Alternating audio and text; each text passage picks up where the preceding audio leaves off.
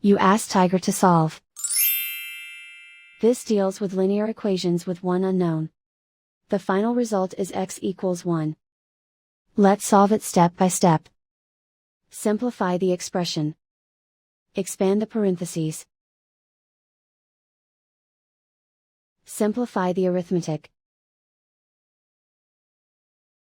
Expand the parentheses. Group all x terms on the left side of the equation. Add x to both sides. Group like terms. Simplify the arithmetic. Group like terms. Simplify the arithmetic. Group all constants on the right side of the equation. Subtract 2 from both sides.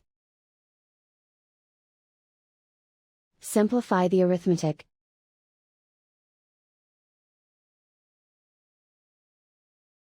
Isolate the x.